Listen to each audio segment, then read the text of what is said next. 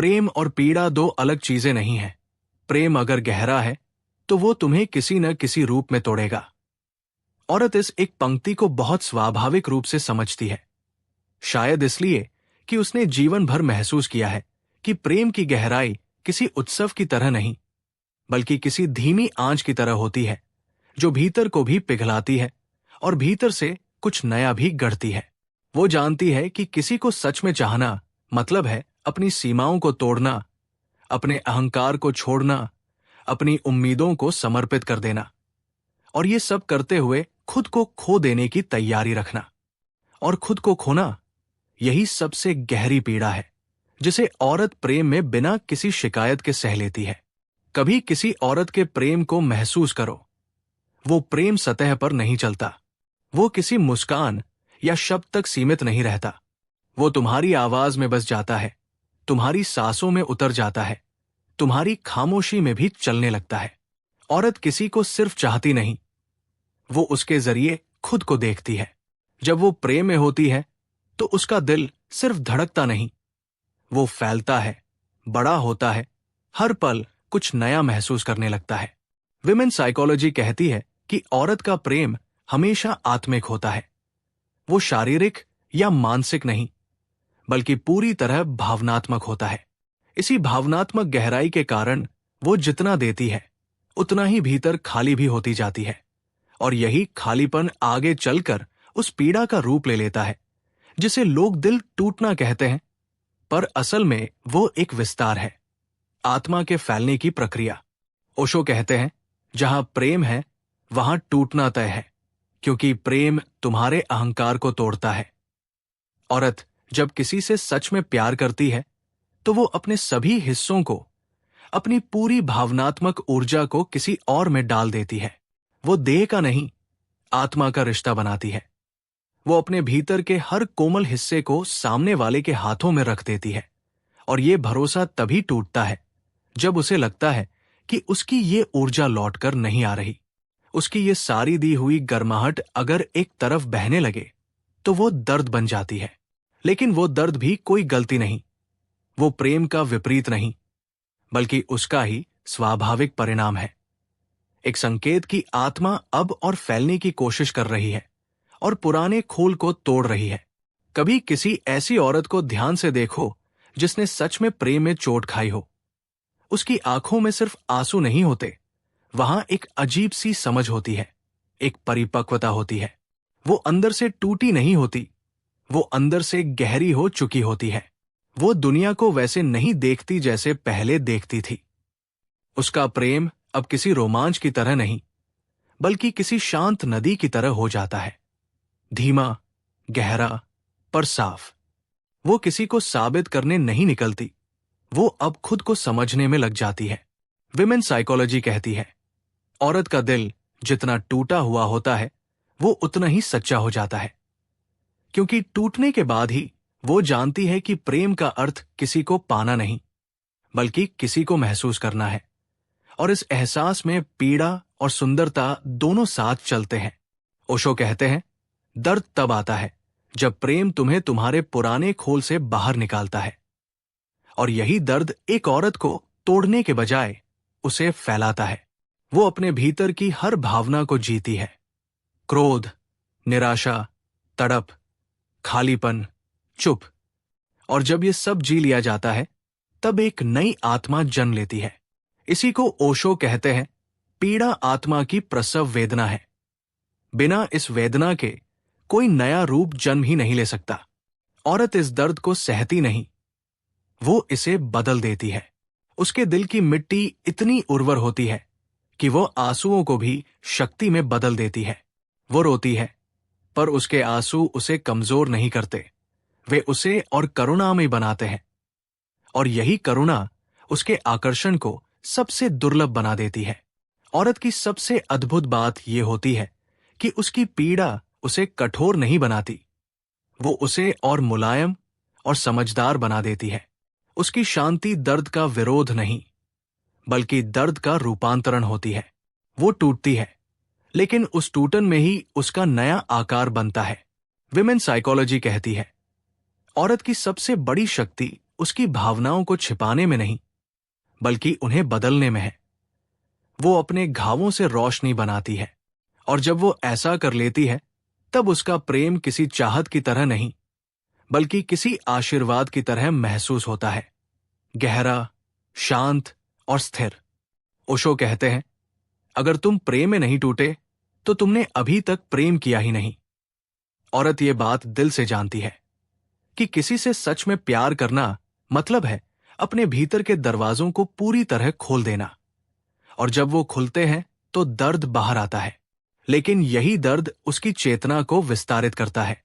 अब वो सिर्फ प्रेम नहीं करती, वो खुद प्रेम बन जाती है।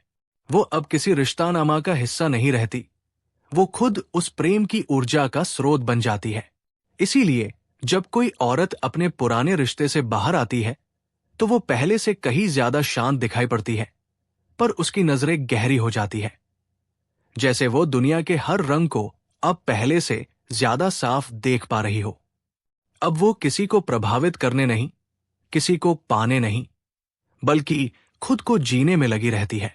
औरत की ये यात्रा दर्द से शुरू होकर प्रेम में लौटती है। ओशो कहते हैं, सच्चा प्रेम वह है जो तुम्हें भीतर से तोड़कर भी और सुंदर बना दे। और यही औरत की यात्रा है। वो टूटती है, पर उस टूटन में उसकी संपूर्णता जन्म लेती है। वो बिखरती है, पर उस बिखराव में उसका नया रूप आकार लेता है। वो गिरती है, पर गिरकर उठने में ही वो सबसे अधिक चमकती है। और यही प्रेम की सबसे गहरी सच्चाई है कि प्रेम सिर्फ खुशी का नाम नहीं, वो परिवर्तन का नाम है। और औरत वही है जो उस परिवर्तन को दिल से स्वीकार करती है, उसे जीती है, और फिर उस दर्द को भी प्रेम की तरह सौंप देती है। यही उसका सौंदर्य है, यही उसकी गहराई है, यही उसका नृत्य है। कभी कभी कुछ बातें हम सुनते नहीं, वो हमें भीतर से छू लेती है, धीमे, इतने आराम से जैसे कोई पुरानी याद वापस लौट आई हो, जैसे किसी भूले हुए एहसास ने हमारी गर्दन पर हाथ रखकर कहा हो, मैं यहां हूं, तुम अकेले नहीं हो। अगर इस वीडियो ने तुम्हारे भीतर ऐसा कोई भी एहसास जगाया है, अगर उसने तुम्हारे दिल के उस हिस्से को हिला दिया है जिसे तुमने बहुत समय पहले चुप करा दिया था, तो ये मत समझना कि ये बस एक और वीडियो था। ये तुम्हारे भीतर के उस व्यक्ति तक पहुंचा है जो हमेशा चुप रहता है और फिर भी सब महसूस करता है। हम सब अपनी जिंदगी में इतने ज्यादा बोझ, इतने ज्यादा शोर और इतने ज्यादा थकान लेकर चलते हैं कि कभी कभी ये भी भूल जाते हैं कि हमारे भीतर एक दुनिया है जो अब भी ध्यान चाहती है, जो अब भी सुने जाने की इच्छा रखती है, जो अब भी उम्मीद करती है कि कोई बोले बिना भी हमें समझ ले। अगर इस वीडियो ने उस दुनिया के लिए एक छोटा सा दरवाजा खोला हो, अगर उसने तुम्हारे अंदर कहीं दबी हुई किसी सच्चाई पर हल्की सी रोशनी डाली हो, अगर उसने तुम्हें रुककर अपने दिल की धड़कनों को सुनने पर मजबूर किया हो, तो ये पल बेहद कीमती है। इस पल को पकड़कर रखना, क्योंकि ऐसे पल रोज नहीं आते। ये तभी आते हैं जब तुम भीतर से तैयार होते हो और ब्रह्मांड तुम्हें देखने की अनुमति देता है। अगर इस वीडियो ने तुम्हें एक सेकंड के लिए भी ये महसूस कराया है कि तुम बहुत समय से थके हुए थे, कि तुम्हें खुद को महसूस करने की जरूरत थी, कि तुमने बहुत लंबे समय तक दूसरों को समझाया पर खुद को कभी नहीं सुना, तो आज ये वीडियो तुम्हारे लिए एक छोटा सा दर्पण बनकर आया है जिसमें तुमने अपनी ही आंखों को पहली बार सच में देखा है। ये एहसास छोटा नहीं होता, ये वही एहसास है जो हमें धीरे धीरे अपने भीतर की ओर ले जाता है, हमारी सच्चाई की ओर, हमारी गहराई की ओर, उस जगह की ओर जहां हमारा असली स्वरूप छिपा बैठा होता है। अगर तुम्हें लगा कि इस वीडियो ने तुम्हें समझा है, जैसे किसी ने तुम्हारी चुप्पियों में छिपे दर्द को पढ़ लिया हो, जैसे किसी ने तुम्हारे दिल के उस वजन को महसूस कर लिया हो जिसे तुमने किसी को कभी नहीं बताया, तो ये समझ लेना कि ये सफर अब शुरू हुआ है। क्योंकि समझ लिया जाना, महसूस कर लिया जाना और बिना शब्दों के स्वीकार कर लिया जाना, ये वो चीजें हैं जो किसी इंसान को भीतर से बदल देती है। इसमें कोई शोर नहीं होता, कोई ड्रामा नहीं होता, कोई साबित करने का प्रयास नहीं होता, बस एक नरम सा स्पर्श होता है जो कहता है कि तुम्हारी आत्मा अब भी जीवित है।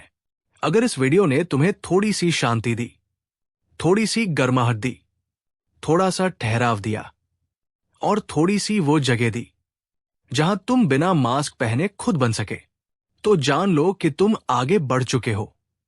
ये यात्रा अकेले की नहीं होती, ये भीतर उतरने वाली यात्रा होती है, जहां हर कदम पर तुम अपने ही नए अनदेखे हिस्सों से मिलते हो। और मैं चाहता हूं कि तुम इस सफर को जारी रखो, क्योंकि हर अगला वीडियो तुम्हें थोड़ी और रोशनी देगा, थोड़ी और गहराई देगा, थोड़ी और समझ देगा। वो समझ जो दुनिया से नहीं मिलती, वो समझ जो सिर्फ दिल से मिलती है। अगर इस वीडियो ने सिर्फ एक बार भी तुम्हें ये याद दिलाया है कि तुम कितने कीमती हो, कितने जिंदा हो, कितने संवेदनशील हो और कितने सुंदर हो अपने पूरे अपूर्ण रूप में, तो मैं चाहता हूं कि तुम अगले वीडियो में फिर लौट कर आओ।